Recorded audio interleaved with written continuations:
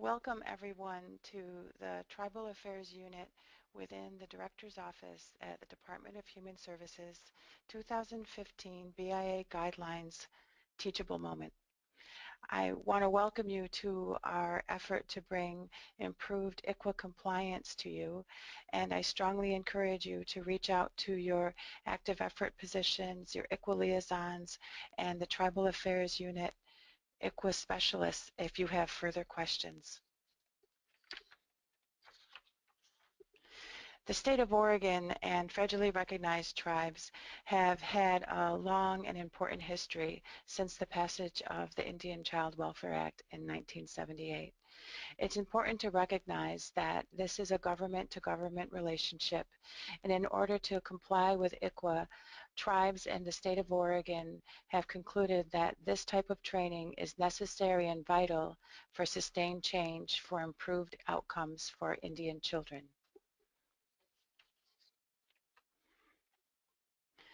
Since the Indian Child Welfare Act was passed in 1978, we were able to make marked progress in the relationship between the state and tribes and how we work together to serve Oregon's children.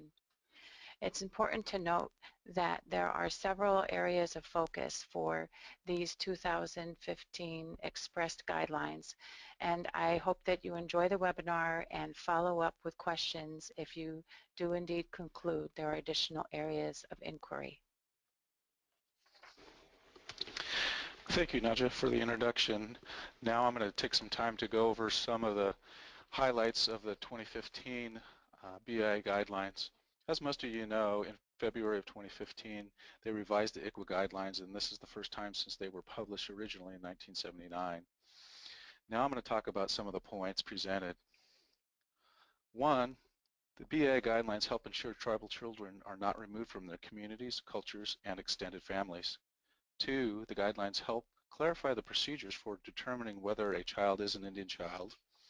And three, the guidelines require the identification and notification to the child and parent's tribe as early as possible and prior to determining placement.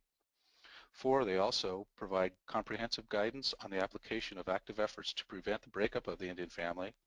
Five, they clarify that ICWA's provision presumes that the tribal placement preferences are in the best interest of the Indian child. And finally, six, they provide expanded definitions. Now I'm going to turn it over to Christine to talk about some guidelines. Thank you, Michael, for that great explanation. Please take a moment to review this slide, which outlines the timeline of the implementation of Indian Child Welfare Act, the recent release of the 2015 BIA guidelines. On February 2015, the updated guidelines were released for state courts and agencies. This is the first time that the guidelines have been updated since 1979. The proposed regulations, which will make the guidelines binding, were released in March of 2015. This is a very exciting time, and we hope to see the implementation of the proposed regulations in early 2016.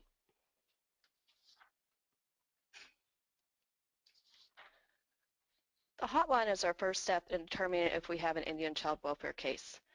The screener asks the reporter if there is any known American Indian Alaska Native heritage. If the family's heritage is from an Oregon tribe, then the screener contacts the tribe within 24 hours. Even if the call is closed at screening, the screener notifies the tribe. The reason behind this is that the tribe might have information about the family and/or can provide services to the family. Obtained information is documented under the narrative section, including all known tribal affiliation. Section A of the BIA guidelines outlines when ICWA applies and how to contact a tribe. This section is particularly helpful for our search specialists and CPS workers to determine how to contact a federally recognized tribe. This section is also helpful to determine if and when the ICWA applies. Section A emphasizes that the agency and state court in every proceeding must ask whether the child is or could be an Indian child, even in those cases with which the child is not removed from the home. Another important piece of information in this section is that if there is reason to believe that the child is an Indian child, the agency and state court must treat the child as an Indian child unless and until it is determined otherwise. For practice improvement activities, the screener will continue to make diligent efforts to determine if we have an Indian Child Welfare Act case. This includes reviewing the personal detail and ethnicity screens to see if there is any Native American and Alaska Native heritage.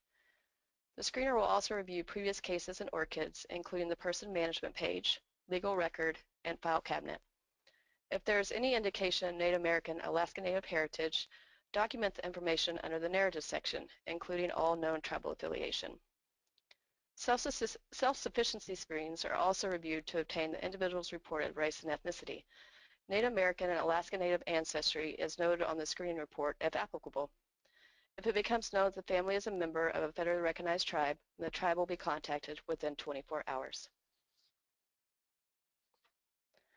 This section outlines ICWA procedures at initial contact. Once the screening report is issued out into the field, it is the CPS worker's responsibility to obtain the needed information around ICWA applicability. At initial contact, the CPS worker will inquire if the family has Native American, Alaska Native heritage. The verification of ICWA eligibility form CF-1270 will be filled out with the family and provided to the ICWA search specialist immediately. If the family's heritage is from an Oregon tribe, the CPS worker contacts the tribe within 24 hours. Staff will also routinely request racial ethnic data and document Alaskan Indian, American Indian, Alaska Native information on the verification of the 1270. The BIA guidelines speak towards the importance of early identification of ICWA applicability. By requiring agencies and courts to consider as early as possible whether ICWA applies, the updated guidelines will ensure that proper notice is given to parents, Indian custodians, and tribes. That tribes have the opportunity to intervene or take jurisdiction over proceedings as appropriate, and that ICWA's placement preferences are respected. Genograms or ancestry charts are critical and expected for determining Native American, Alaska Native heritage. Practice improvement activities include the CPS worker will continue making oral inquiry in every case and submitting this information in ORCIDs. Notice is provided to all federally recognized tribes within 24 hours if we have an enrolled member. Genograms in the 1270 are completed for both parents and submitted to all the named federally recognized tribes. A search will begin immediately to determine if we have an Indian Child Welfare Act case. If the case is assigned again within a 6-month period, a second search is not required. However, if the case is assigned after the 6-month period, a new 1270 is required as well as an ICWA search.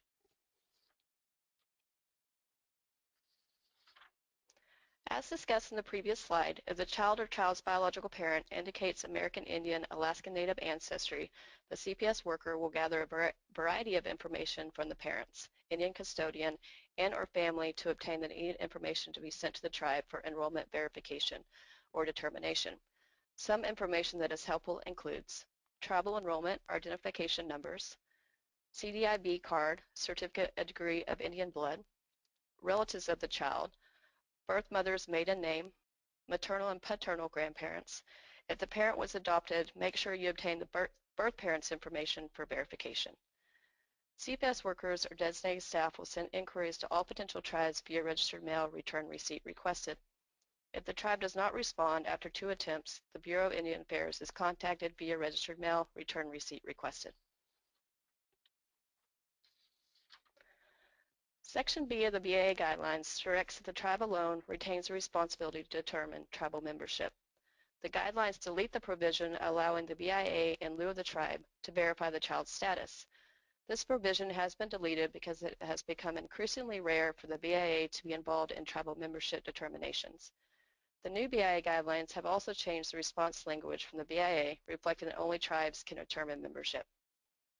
The BIA guidelines also explain that we are required to notify all federally recognized tribes the children may be a member of or eligible for membership and that the child is involved in a child custody proceeding. The notice should specify the other tribe or tribes of which the child may be affiliated with. Notice is required for each proceeding, not just for the first or last proceeding. States that notice must be sent at a minimum by registered mail return receipt requested. Furthermore, the BIA guidelines emphasize that the tribe determines their own membership and there is no exception to the application of ICWA based on the family's involvement in the tribe. The state court or agency may not substitute its own determination regarding a child's membership or eligibility for membership in a tribe or tribes. If a child is eligible for membership in more than one tribe, ICWA requires the tribe with which the Indian child has the most significant contacts, including parental preference, should be designated as a child's tribe.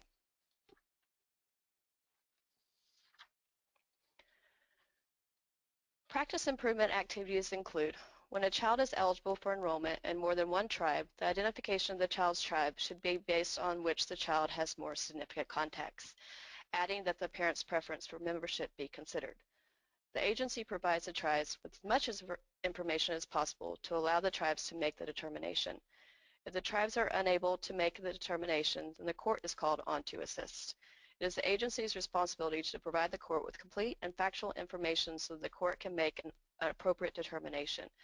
It is important to note that the worker has no authority to determine the child's tribe. It is not the responsibility of the department to advocate for a particular determination. Please refer to the multiple IM on the resource page for further information. If the child is not a member of his or her tribe but is applying to become a member, the CPS worker shall proceed as though the child is a member and follow the requirements of the Act. Workers will build knowledge of eligibility criteria for different tribes.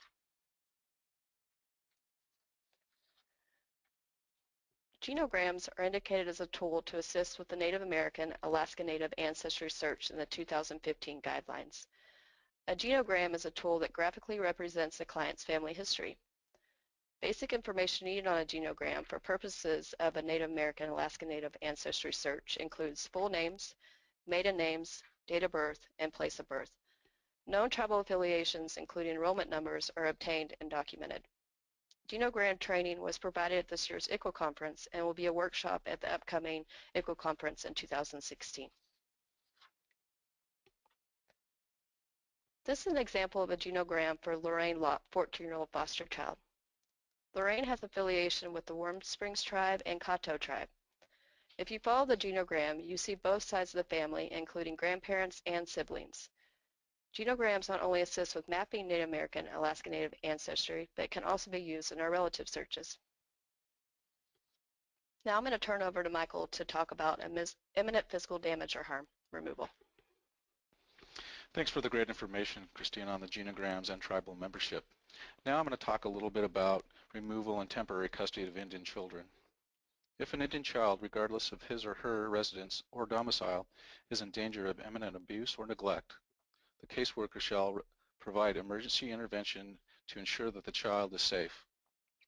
Also, the caseworker shall engage the child's family and the Indian tribe to the greatest extent possible in planning for voluntary interventions that minimize child welfare intrusion while ensuring the safety of the Indian child. Some alternatives may also be considered to include: 1. Designing an in-home safety plan which provides additional safeguards or resources so the Indian child can remain in the home. 2. Implementing protective action by assisting the child's parents, guardian, or Indian custodian in identifying a relative or friend who can care for the Indian child temporarily during the investigation.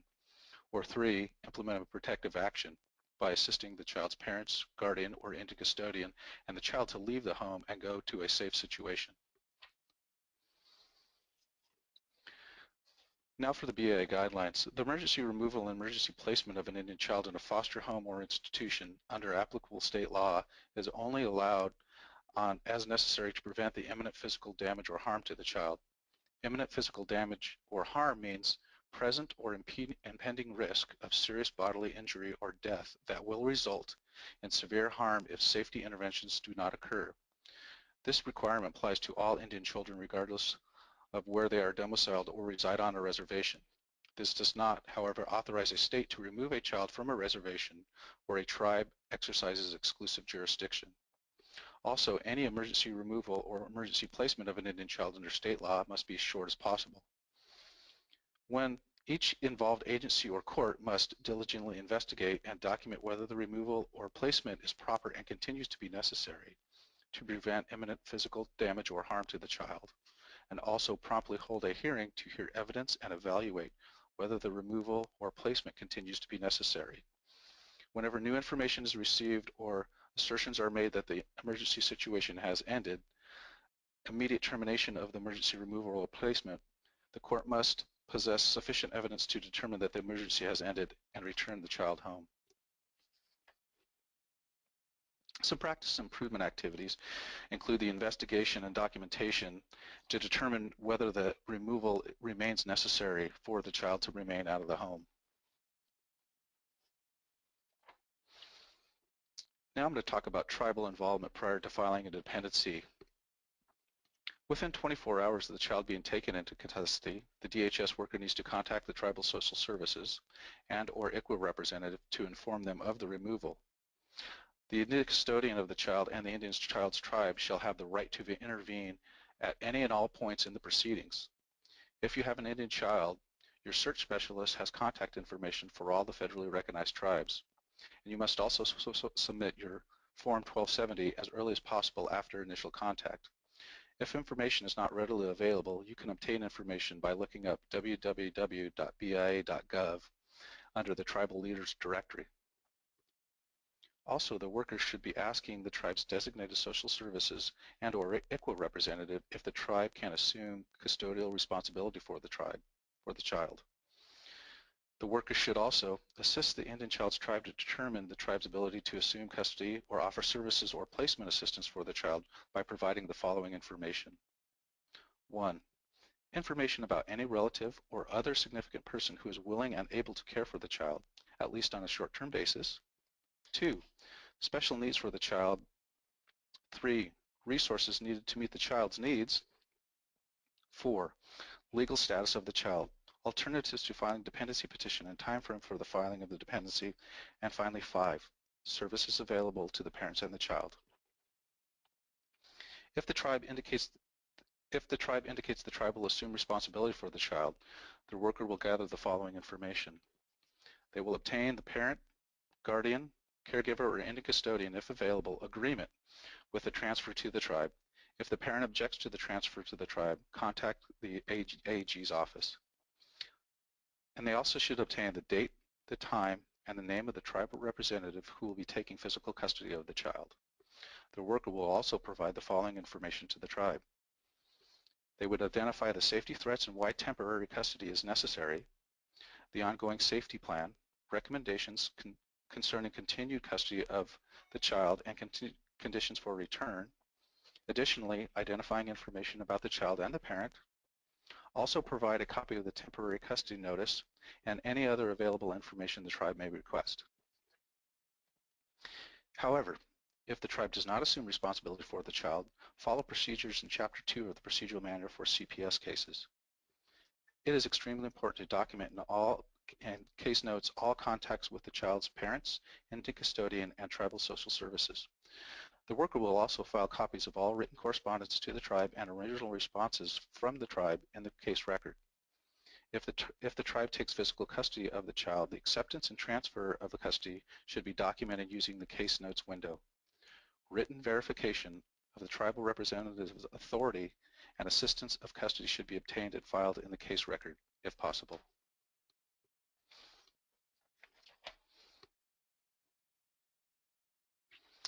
Now I'm going to talk about tribal intervention and notice. When an agency or court knows or has reason to know that the subject of an involuntary child custody proceeding is an Indian child, the agency or court must send notice of each such proceeding by registered mail with return receipt requested. And notice is required for each proceedings, not just for the first or the last proceeding. Notice is also sent to the child's parents, Indian custodians, and the tribe. Further, notice to involvement of the Indian tribe in the early stages of the proceeding aids the agency and the court in satisfying their obligations to determine whether the child is an Indian child and to comply with ICWA. Now I'm going to talk a little bit about tribal notice and intervention. Some practice improvement activities include the guideline clearly states that the emergency removal and placement must be as short as possible and provides guidance on how to ensure it is as short as possible. These new guidelines also shorten the time period for temporary custody without a hearing or extraordinary circumstances from 90 days to 30 days. This shortened time frame promotes ICWA's important goal of preventing the breakup of Indian families. Within Oregon, we are bound by Oregon law.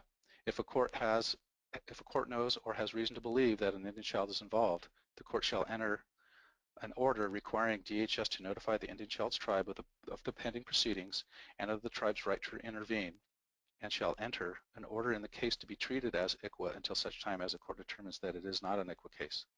The court determines that the case is or is not ICWA based on the information provided by the tribe.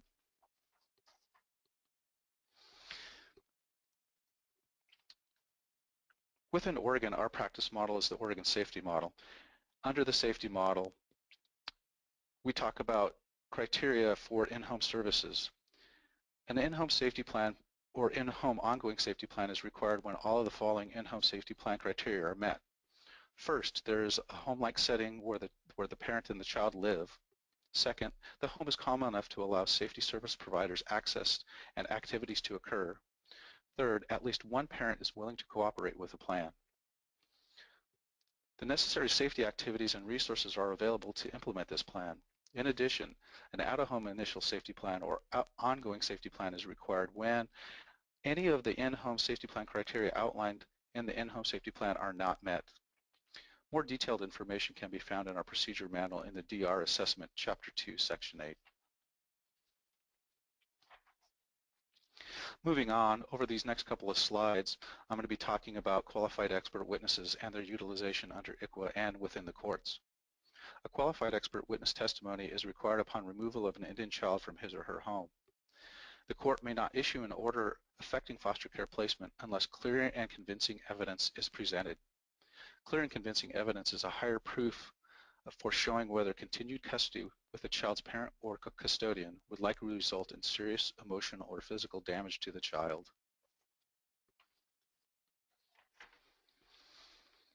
Within DHS Policy Manual, DHS has defined who can be an expert witness using 3 criteria. I will note that these criteria are not found in DHS Procedure Manual, but they are listed under the DHS policy. The first is a member of the child's tribe who is recognized by the tribal community as knowledgeable in tribal customs as they pertain to family organization and child rearing practices. Secondly, a layperson having substantial experience in the delivery of child and family services to Indians and extensive knowledge of prevailing social and cultural standards and child rearing practices within the child's tribe. And last, a professional person having substantial education and experience in the area of his or her specialty along with substantial knowledge of prevailing social and cultural standards and child rearing practices within the Indian community. Now moving on to the BIA guidelines. So what is different in the BIA guidelines? As you can see, they list 4 criteria, and the list is organized in a descending order of preference. So persons with the following characteristics in descending order are presumed to have met the requirements of a qualified expert witness. Commenters for the BIA guidelines indicated that some states rely on witness qualifications as child care specialists or on other areas of expertise, but do not require any expert knowledge related to the tribal community. The updated guidelines establish a preferential order for witnesses who are experts in the culture and customs of the child's tribe. This will ensure that the expert witness with the most knowledge of the Indian child's tribe is given priority. So how do we identify an appropriate qualified expert witnesses? Some states rely on witnesses qualifications under that. So what's different in this one is number 2, it should be pointed out, the BI inserted a member of another tribe who is recognized to be qualified expert witness by the Indian child's tribe based on their knowledge of the delivery of the child and family services to Indians and that Indian child. So moving on to some practice improvement activities. Tribal approval of QEWs is strongly recommended for out-of-state tribes and is required for in-state tribes. Documentation must be provided that the tribal approval was requested and not received in a timely manner. Training of QEWs has been established and remains an ongoing process within Oregon. The Tribal Affairs Unit has a list of QEWs and will distribute them upon request. Moving on to active efforts. ICWA requires any party seeking to effect a foster care placement of an Indian child shall make active efforts to provide remedial services and rehabilitative programs designed to prevent the breakup of an Indian family and to be prepared to show that these results and efforts have been unsuccessful. An Indian child who is taken into temporary custody must be returned to the parent within 24 hours, excluding weekends and holidays, unless a dependency petition is filed. The caseworker shall make every effort to contact the Indian child's parent, guardian, or Indian custodian and the Indian child's tribe immediately, either in person or by phone, if the child is taken into temporary custody. When the parent, Indian custodian, or guardian is not present, additional resources will be determined and placement will be made on that basis.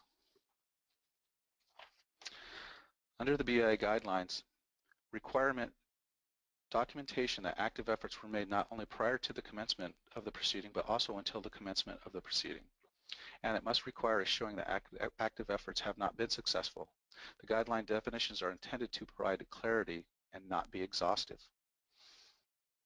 The requirement to engage in active efforts from the moment the possibility arises that the child will be removed from the home, and active efforts to prevent the removal must be conducted while investigating whether the child is a member of the tribe, is eligible for membership in a tribe, or whether a biological parent of the child is or is not a member of the tribe.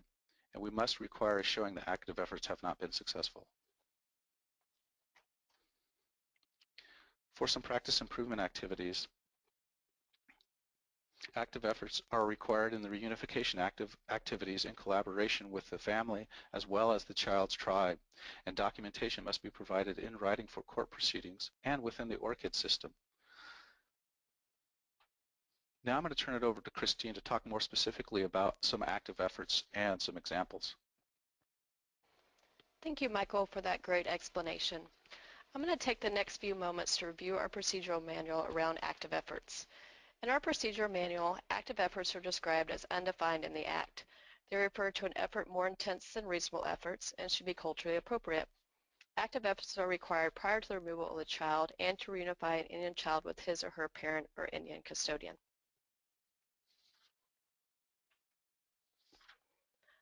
The guidelines clarify that active efforts must begin from the moment the possibility arises that the Indian child may be removed. I like to describe it as once the agency knocks on the door.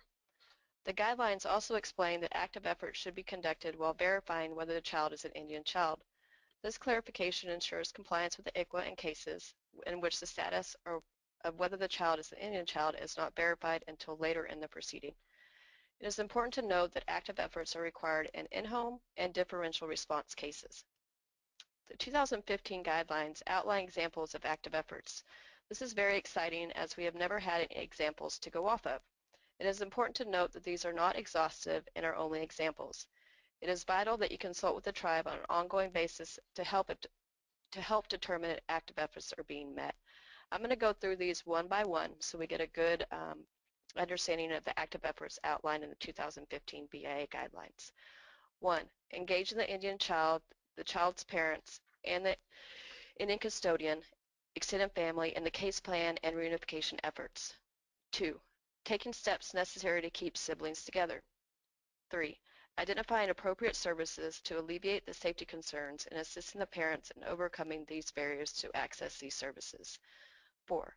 Notifying and inviting representatives from the child's tribe to participate in case planning and identifying needed services. 5. Conducting a diligent search of the child's extended family for assistance in case planning or possible placement.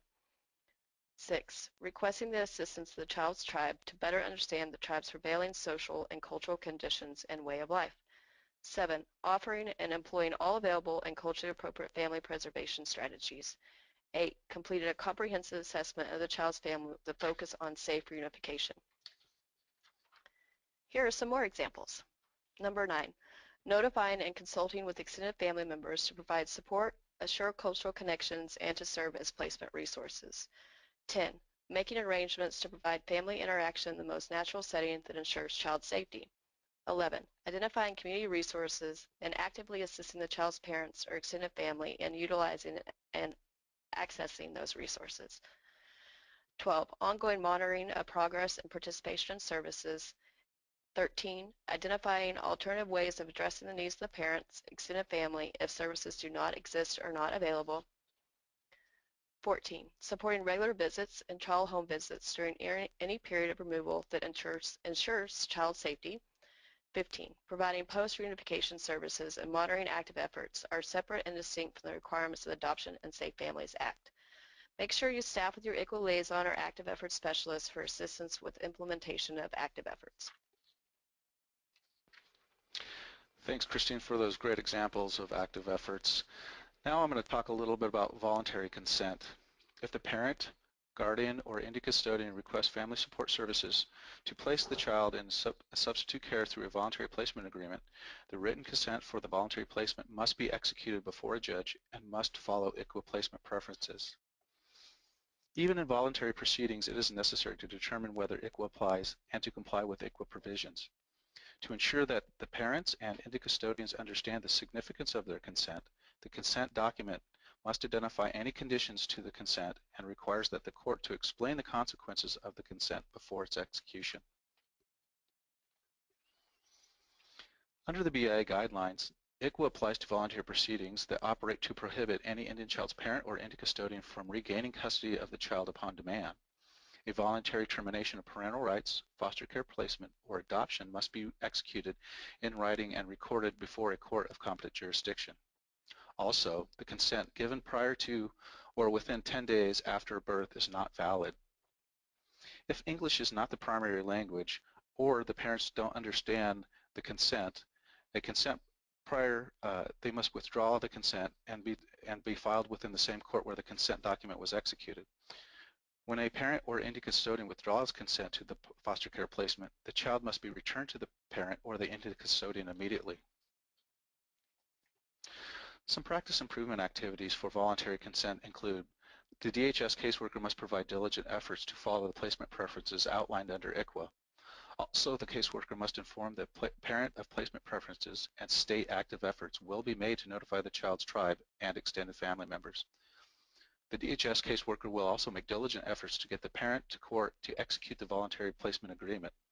It is extremely important to document all contacts with the Indian child's tribe and parents, including the name, address, title, telephone number, and person contacted and the results of these contacts using the case windows notes designated as collateral contacts. A diligent search means that at a minimum there will be contact with the child's tribe, social service program, a search of all county and state listings of available Indian homes, and contact with local, regional, and nationally known Indian programs that have placement resources available to Indian children.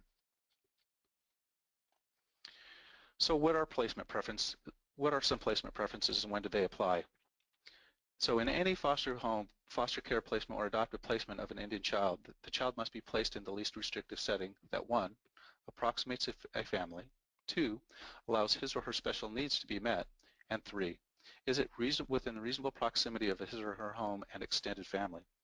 Some considerations as a DHS worker would include tribes may have a different definition of family that is inclusive of aunts and grandparents and cousins as well. It is extremely important to consult with the tribe and tribal worker on what constitutes a family and their preferred placement.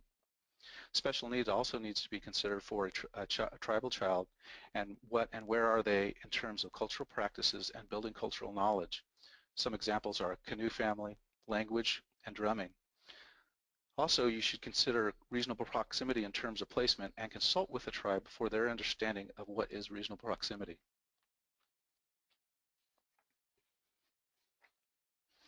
Order of preference. The DHS worker must inform the parent of placement preferences and state active efforts will be made to notify the child's tribe and extended family. If the parent or guardian requests family support through a voluntary placement agreement, you should consult with your supervisor and seek approval of the child welfare manager and follow Chapter 6 of the procedure manual regarding family supports. Under the BIA guidelines, the agency bears the burden of proof if it departs from any of the placement preferences and must demonstrate that it conducted a diligent search to identify placement options that satisfy the placement preferences. The court determines whether good cause to deviate from the placement preferences exists before departing from those placement preferences. The updated Section F under the BIA guidelines also adds provisions to ensure that good cause determinations are explained to all parties and documented. Evidence that good cause has been liberally relied upon to deviate from placement preferences in the past. Some commenters noted that in some cases, A state departed from the placement preferences because an Indian child has spent significant time in a family's care, despite the fact that the placement was made in violation of ICWA. The guidelines also specify that good cause does not include normal bonding or attachment that may have resulted from a placement that failed to comply with ICWA. Some practice improvement activities include DHS workers working with the certification unit to identify tribally approved homes and document such efforts in ORCID's case notes on how the search succeeded or failed to follow the ICWA placement preference list. The gathering of each federally recognized tribes is ongoing. Consistent and supportive activities with the tribes will result in easier access to tribally approved foster care homes. The worker must be knowledgeable of these existing tribal agreements as well. A tribal resolution is not required to change placement a tribal resolution is required to change placement preferences under ICWA. Additionally, a tribal resolution is not just a letter or phone call from the tribal social service worker. Now I'm going to talk a little bit about foster care placement and adoptive placements. As you can see, there's 4 of them. Number 1 is the priority, a member of the Indian child's extended family. Number 2, a foster home licensed, approved, or specified by the Indian child's tribe. Number 3, an Indian foster home licensed or approved by the Indian tribe. Or 4, an institution or for children approved by an Indian tribe or operated by an Indian organization which has a programs suitable to meet the Indian child's needs. Now that we talked a little bit about foster home placements, now I'm going to talk a little bit about some adoptive placements. In any adoptive placement of an Indian child under state law, preference must be given in descending order as listed below. 1, a member of the child's extended family. 2, other members of the Indian child's tribe. Or 3, other Indian families, including families of unwedded individuals. The court should, where appropriate, also consider the preference of the child or the parent. Now I'm going to turn it over to Christine to talk a little bit more about some additional placement preferences. Thank you, Michael, for that great explanation. Placement preferences apply from the initial placement of the child through the life of the case. It should be noted that all contacts with extended family to develop placement resources should be thoroughly documented in ORCIDs. Relative searches should be conducted throughout the life of the case. File copies of tribal correspondence in ORCIDs and the original 1270 with tribal responses in the legal section of ORCIDs. Now I'm going to take a few moments and discuss good cause. The BIA guidelines explain that if any party asserts that good cause not to follow the placement preferences exists, the reasons for such belief or assertion must be stated on the record or in writing and made available to the parties to the proceeding and the Indian child's tribe. The party seeking departure from the preferences bears the burden of providing by clear and convincing evidence the existence of good cause to deviate from the placement preferences. A determination of good cause to depart from the placement preferences must be based on one or more of the following considerations. 1, the request of the parents, if both parents attest that they have reviewed the placement options that comply with the order of preference. 2, the request of the child, if the child is able to understand and comprehend the decision that is being made. 3, the extraordinary physical or emotional needs of the child, such as specialized treatment services that may be unavailable in the community where families who meet the criteria live, as established by testimony of a qualified expert witness. It is important to note that extraordinary physical or emotional needs of the child does not include ordinary bonding or attachment that may have occurred as a result of a placement or the fact that the child has, for an extended amount of time, been in another placement that does not comply with the Act.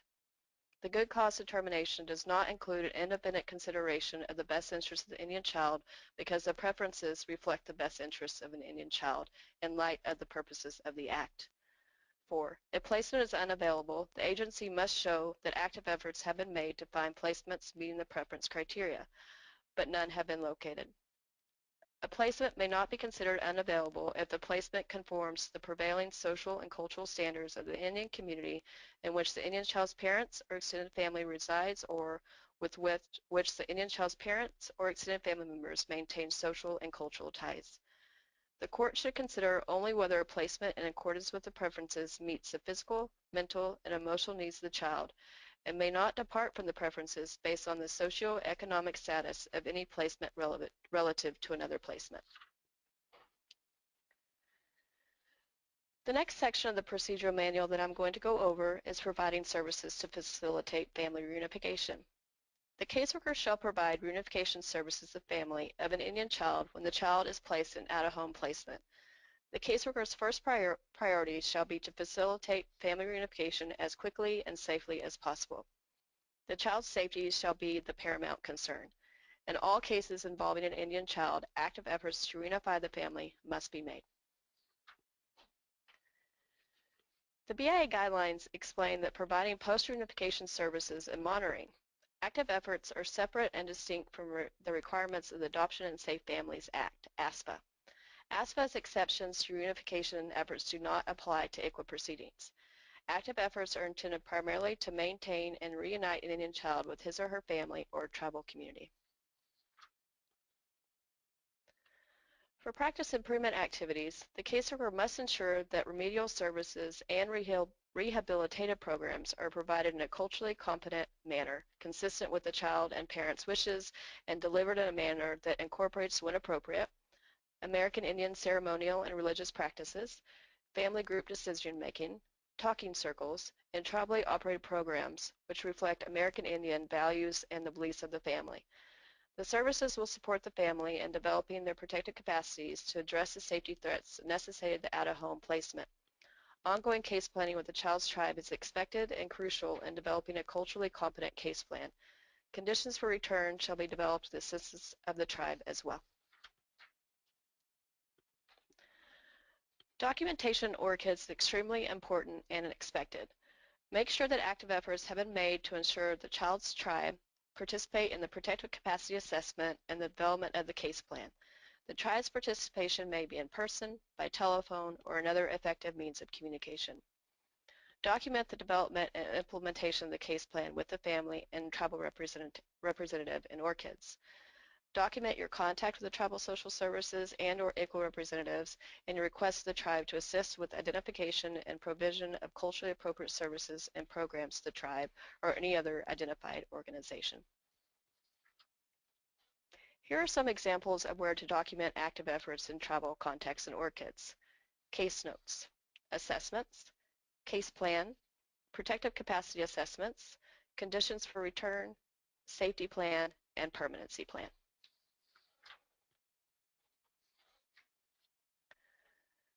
This section speaks to our permanency planning for our American Indian, Alaska Native children and family. Active efforts must be made to remedy the situation which caused the child to be in an out-of-home placement. To assist with permanency planning and achieving active efforts, ensure the child's tribe has been added to the case as a resource. Unless the court has ordered immediate reunification, convene a staffing to determine the conditions for return, including the tribal social worker or tribal representative in this meeting. Bearing in mind the requirement to make active efforts, assist the parent, guardian, or Indian custodian in arranging for the child's re-entry into the family. The BIA guidelines explain that when there is a higher standard of protection to the rights of the parent or Indian custodian than the protection accorded under the Act, then the state courts and agency must comply with the higher standard. For example, Oregon has an Oregon revised statute that outlines that expert witness testimony is needed for guardianship hearings. This was due to the court finding that a guardianship is a foster care placement. If the child is involved, the guardianship must be in compliance with the Indian Child Welfare Act. The facts supporting any findings made to establish a guardianship for an Indian child, including the finding that continued custody by the parent or Indian custodian would result in serious emotional or physical harm to the Indian child, must be established by clear and convincing evidence. This is a higher standard than ICWA, so therefore we follow. Furthermore, it is explained that any party petitioning a state court for foster care placement or termination of parental rights to an Indian child must demonstrate to the court prior to and until the commencement of the proceeding, active efforts have been made to avoid the removal and show that these efforts have been unsuccessful. Active efforts is crucial in permanency planning for our children. Practice improvement activities include documenting all reunification efforts, including family decision meetings, visits, service referrals, active engagement of services, and ongoing collaboration with the tribal representative. Family and tribal involvement is critical, as well as explain how barriers to reunification were addressed. Next, I'm going to turn it over to Michael to talk more about permanency planning for our children. Thanks for the great information, Christine, on permanency planning. So listed on the screen are some permanency plans, and they include 1, adoption, 2, guardianships, 3, placement with fit and willing relatives, and 4, other planned living arrangements. Our permanency unit is working on updating the procedure and policy notes, and so you should be looking for those sometime in the near future. Under the BIA guidelines, the consent document must include the name and birth date of the Indian child, the name of the Indian child's tribe, identifying tribal enrollment number, if any, or any other indication of the child's membership in the tribe, and the name and address of the consenting parent or guardian. If there are any conditions to consent, the consent document must clearly set out these conditions. A consent to foster care placement should contain, in addition to the information specified, the name and address of the person or entity by or through whom the placement was arranged, if any, and the name and address of the prospective foster parents, if known.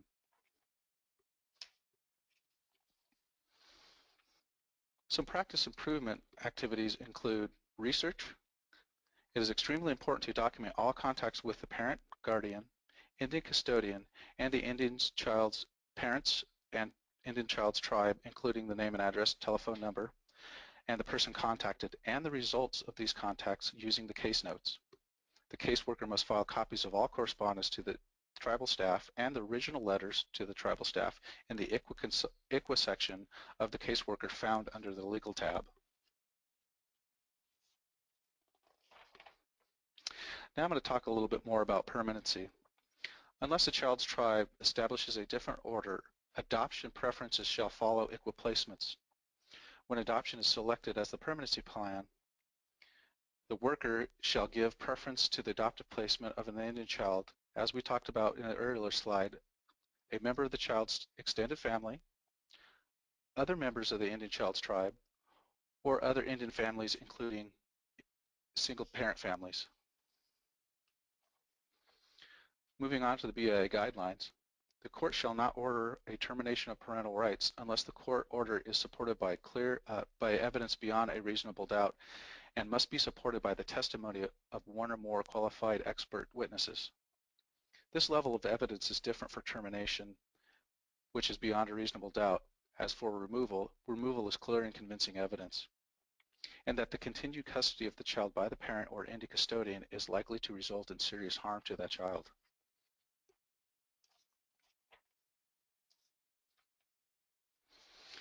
At this juncture, you as a worker should have a case staffing with your DA or AAG as required.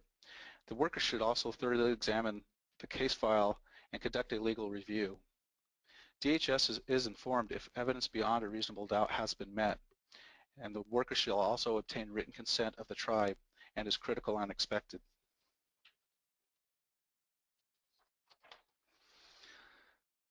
If adoption is the permanency plan, the cultural and social values of the Indian child's tribe regarding termination of parental rights and adoption should be considered at this point. If the child's tribe opposes termination of parental rights, a case plan staffing will be held, including tribal representatives. It is very important to contact the Tribal Affairs Unit for individual on-site consultation if needed. The Tribal Affairs Unit is the linkage between your branch and the tribes.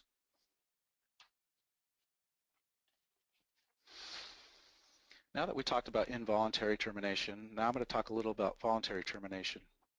A voluntary termination of parental rights or foster care placement or adoption must be executed in writing and recorded before a court of competent jurisdiction. It also should be noted that tribes retain the right to transfer the case to the tribal court at any point during the proceedings. If adoption is selected as a permanency plan, unless the Indian child tribe has established a different order of placement preference, the caseworker shall give preference to the placement preferences of the Indian child. Also at this point, a de-escalation process is provided to the tribes and to DHS caseworkers in the event divergent views should emerge as a result from this permanency planning. Workers are required to contact the Tribal Affairs Unit for further guidance. Additionally, workers shall consider any placement preferences expressed by the parent or the child at this point. Some practice improvement activities include tribal participation in the permanency planning. Also, the caseworker should consult with the tribe to explore any and all permanency options and obtain their preference in writing and documented under ORCIDs within the case file. Now I'm going to turn it over to Christine to talk specifically about a recent case. Thank you, Michael. I'm going to take a few moments and go over Department of Human Services versus JG 2014. Stick with me here as I'm going to attempt to explain a court ruling. In this case, the mother argued that Section 1912D of ICWA required the juvenile court to make a finding that DHS had made active efforts to provide remedial services and rehabilitative programs designed to prevent the breakup of the Indian family and that such efforts had failed. The mother argued that because the active effort standard is required anytime a party seeks to change a foster care placement and because a guardianship is a foster care placement, the juvenile court was required to make an active efforts finding when it established the guardianship. The mother further argued that because ICWA's definition of foster care placement includes placements in the home of a guardianship is a foster care placement under the ICWA.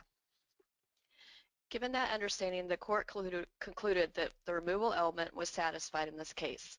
Although the child had been previously removed from the mother and placed in foster care, DHS sought to legally remove the child from the placement for the purpose of establishing the guardianship. The guardianship terminated DHS custody of child and placed both legal and physical custody of the child with the guardian. Although the child's guardian was his current foster parent, the guardianship was a significant shift in legal rights that legally removed him from the foster care placement he was in for further placement as a ward in guardianship. The court also concluded that the remaining elements of the foster care placement definition were met. Child was temporarily placed in the home of a guardian. Although mother can move to vacate the guardianship, she cannot have child returned upon demand, and mother's parental rights have not been terminated. Therefore, the court concluded that guardianship in this case was a foster care placement under the ICWA. This is new for the state of Oregon as of 2014, so we need to keep in mind this ruling and make sure we explain this to our identified tribes. Thanks, Christine, for that excellent example. Now, some additional resources for permanency some caseworkers can use. We have a tool known as the Permanency Roundtable, or PRTs. The PRTs are a professional case consultation that is structured, in-depth, non-blaming, and relentless in the pursuit of legal permanency for Indian children. The case staffing is structured to assist the caseworker and supervisors with creative, out-of-the-box ideas to help move the case towards legal and emotional permanency for the Indian child. At the end of the Permanency Roundtable, a case-specific action plan is developed with identified work efforts and timelines and goals established. At the same time, systemic barriers and themes are identified to help the department administrators with policy and practice improvements system-wide. These roundtables are a Casey Foundation project. Now we're going to move on to consent. Documentation and record retention can be found for an Indian child under our administrative rules. Consent to adoption of an Indian child is subject to the Indian Child Welfare Act and shall not be valid unless requirements of the Indian Child Welfare Act are met. The consent for adoption may not be revoked unless fraud or duress is provided with respect to any material fact. A consent to place an Indian child for adoption may be withdrawn for any reason and at any time before entry to the final order or termination or decree of adoption. A consent to place an Indian child up for adoption may be withdrawn up to 2 years after entry of the final order of adoption upon finding by a court that consent was obtained through fraud or duress. Obtaining a consent to place a child for adoption is preferable to initiating an involuntary termination of parental proceedings. The parent of an Indian child may give consent for a specific person to adopt his or her child. Under the BIA guidelines, the court must give notice to all parties of the adoption proceeding and to the Indian child's tribe, and the court must hold a hearing on the petition. If the court finds that the parent's consent was obtained through fraud or duress, the court must vacate the decree of adoption, order the consent revoked, and order that the child be returned to the parent. Upon such filing of such a petition, the court must give notice to all parties to the adoption proceedings and the Indian child's tribe. The court must hold a hearing on the petition.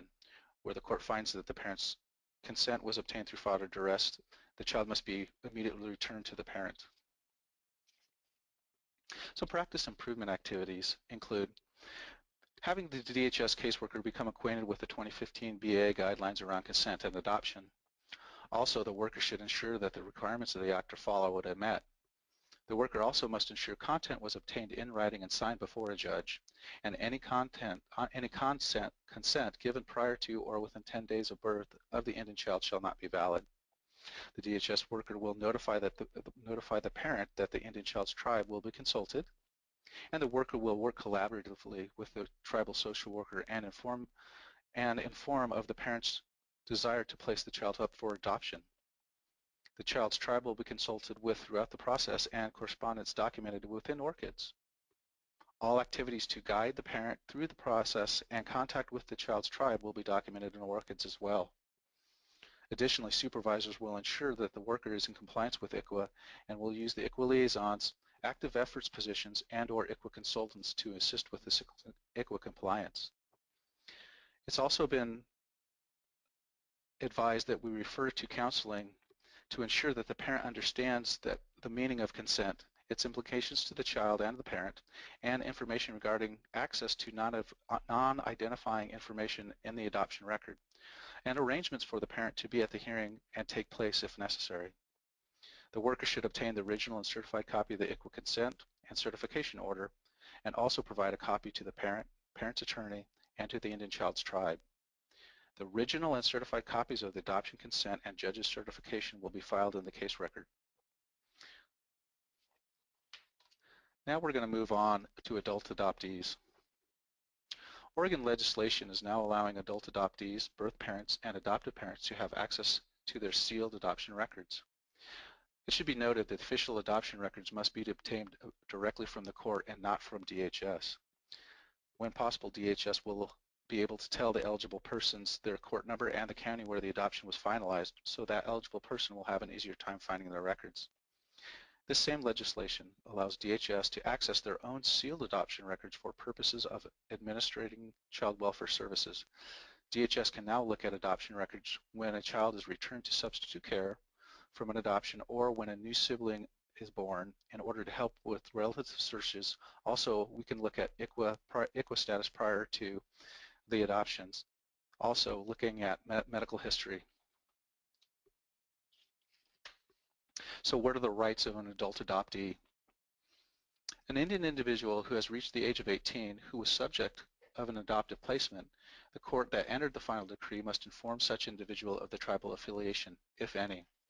Also, they may include the tribal membership resulting from the individual's tribal relationship. Where state law prohibits revelation of the identity of the biological parent, assistance by the BIA should be sought to help the adult adoptee who is eligible for membership in a tribe to become a tribal member without breaching the Privacy Act or confidentiality of the record. Additional practice improvement steps include a completed 1270 for both parents, biological family information and documentation, and if a parent indicates that they were adopted, DHS staff will assist them in providing their rights under ICWA. Now I'm going to turn it over to Naja to talk a little bit about some agreements.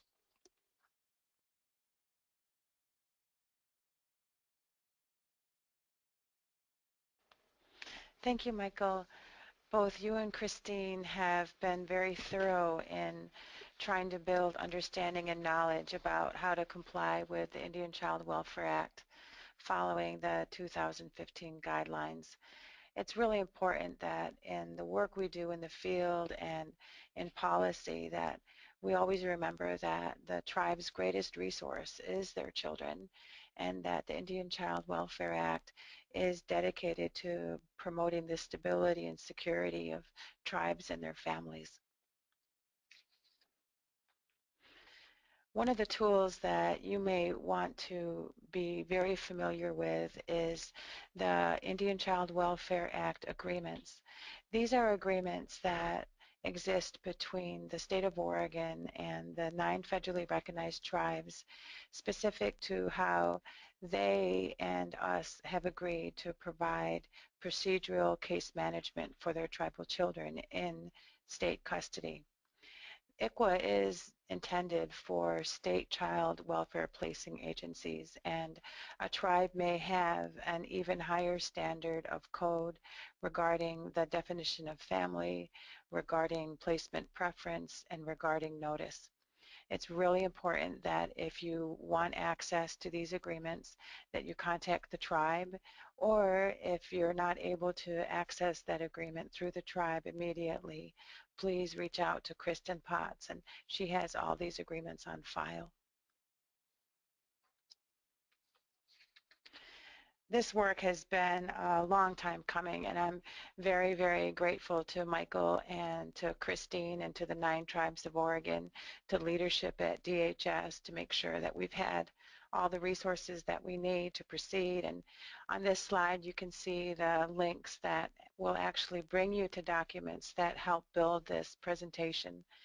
It's really important that when we think about working with tribes, we go to the resources that have already been established, and these resources have all been presented to the Indian Child Welfare Advisory Committee and to leadership at DHS. And when you cite these resources in your case management practice, you can be assured that you are following what the state of Oregon and tribes are in agreement will be done on behalf of Oregon's children. I'd like to take this time to thank the 9 tribes of Oregon and various stakeholders and partners within DHS and at JSIP that have really contributed their knowledge and skill to building a robust training for you. It was really a work of point of pride for us at the unit within the director's office to know that we had the tribe support and DHS support and the support of the professional learning unit, and bringing us to this point of having such an excellent presentation of both knowledge and skills needed to be ICWA compliant.